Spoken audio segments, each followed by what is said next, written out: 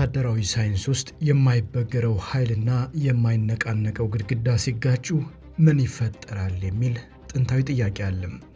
ዛሬ ያ ግጭት በፋርስ ባህረ ሰላጤ ላይ እውን ሆኖ እየታየ ነው። በአንድ በኩል የዓለማችን እጅግ ውድና የላቁ የአሜሪካ አጥፊ መርከቦች አሉ።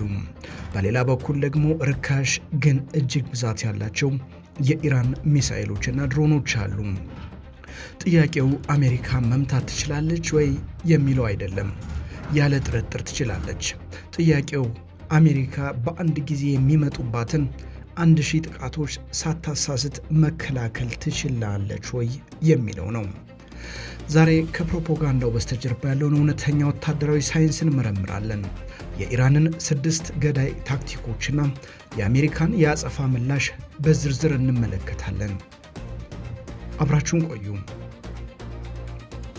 ሳቹሬሽን አታክ ወይም የማጥለቅለቅ ጥቃት ማለት በቀላል አማርኛ ጠላትን በመረጃና በኢላማ ብዛት ማጨናነቅ ማለት ነው።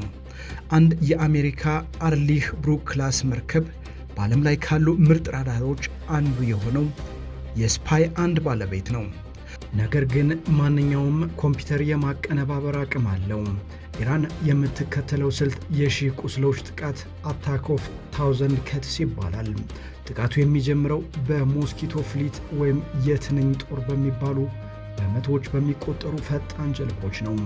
እነዚህ ጀልባዎች ራሳቸውን ለሞት አሳልፈው የሚሰጡ ሱሳይድ ቦትስ ሊሆኑ ይችላሉ። እዚህ ጋር ነው ትልቁ ጥልቅ ስልት የሚጀምረው። መርከቧ እነዚህን ጀልባዎች ለመምታት ጥይትና ሚሳኤል በጨረሰች ቁጥር ለከባዶቹ የባሊስቲክ ሚሳኤሎች ያላትን የመከላከል አቅም ትቀንሳለች። ይህ ሪሶርስ ኤግዞስሽን ወይም የሀብት መሟጠጥ ስልት ይባላል። ኢራን የምትፈልገው አንድ ሚሳኤል ብቻ እንዲያልፍ ነው። ያ አንድ ሚሳኤል ባለ $2 ቢሊዮን መርከብን ከጥቅም ውጪ ለማድረግ በቂ ነው። ከሚሳኤሎቹ በላይ አሜሪካን የሚያሰጋት ሌላው መሳሪያም የባህር ፈንጂዎች ናቸው። ኢራን በዓለም ላይ ካሉ እጅግ ዘመናዊ የባህር ፈንጂ ክምችቶች አንዱ አላት። እነዚህ ስማርት ማይንስ ይባላሉ። ለምን መሰላችሁ? እነዚህ ፈንጂዎች ዝም ብለው አይፈነዱም። የአንድን መርከብ የሞተር ድምፅ አኮስቲክ ሲግኔቸር ለይተው ማወቅ ይችላሉ። ለምሳሌ አንድ የንግድ መርከብ ሲያልፍ ዝም ብለው ይቆዩና የአሜሪካ የጦር መርከብ ሲመጣ ብቻ እንዲፈነዱ ተደርገው ሊዘጋጁ ይችላሉ። የዚህ ጥቃት ግቡ ወታደራዊ ብቻ አይደለም። የሆርሙዝ ሰርጥ ቢዘጋ የዓለም የነዳጅ ዋጋ በሰዓታት ውስጥ በ50 በመቶ ወይም 100 በመቶ ሊጨምር ይችላል። ይህ ደግሞ በአሜሪካና በአውሮፓ ኢኮኖሚ ላይ የሚፈጥረው ድንጋጤ ከማንኛውም ሚሳኤል በላይ አውዳሚ ነው። በባህር ላይ እንደሚደረገው ፍልሚያ ሁሉ በዲጂታሉ ዓለምም ሳቹሬሽን አታክ አለ። ሃከሮች የእርስዎን መረጃ ለመስረቅ በሺዎች የሚቆጠሩ ቦቶችን ይልካሉ።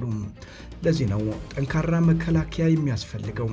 ኢራን ያላት ትልቁ ጂኦግራፊያዊ ብልጫ ተራራማው የባህር ዳርቻዋ ነው። ኢራን ሹት ኤንድ ስኩት ወይም ተኩሶ መደበቅ የሚባል ስልት ትጠቀማለች። ሚሳኤል መተኮሻዎቹ በጭነት መኪና ላይ የተጫኑ ናቸው።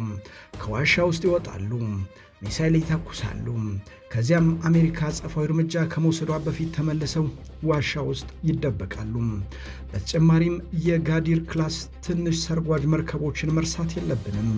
እነዚህ መርከቦች በፋርስ ባህረ ሰላጤ ጥልቀት የሌለው ውሃ ውስጥ እንደ አሸዋ ሆነው መደበቅ ይችላሉ።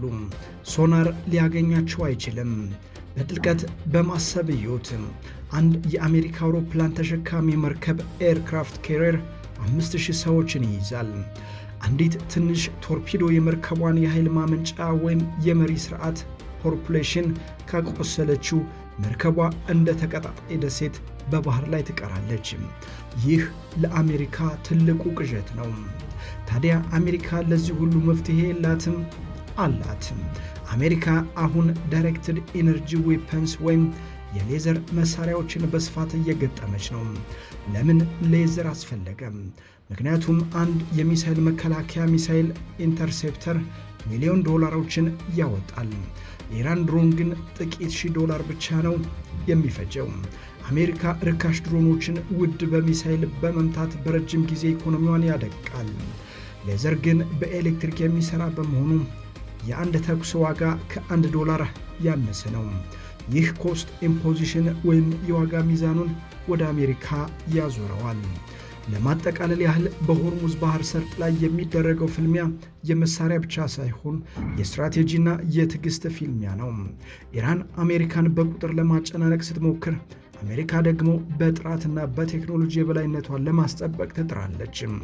ጦርነት ቢነሳ ማንም አሸናፊ አይሆንም፣ ምክንያቱም የዓለም ኢኮኖሚ አብሮ ይፈርሳል። ነገር ግን እነዚህ ሁለት ኃይሎች በዝምታ የሚያደርጉት ይህ የቼዝ ጨዋታ የ21ኛው ክፍለ ዘመን ወታደራዊ ሳይንስ የት እንደደረሰ ትልቅ ማሳያ ነው። የእርሱ አስተያየት ምንድን ነው? ቴክኖሎጂ ወይንስ ቁጥር ያሸንፋል? በኮሜንት መስጫው ላይ ይንገሩን። ለዛሬ ያዘጋጀነው ልዩ ትንተና ይህን ይመስል ነበር። ሰብስክራይብ ማድረጋችሁን አትርሱ። በሰላም ቆዩ።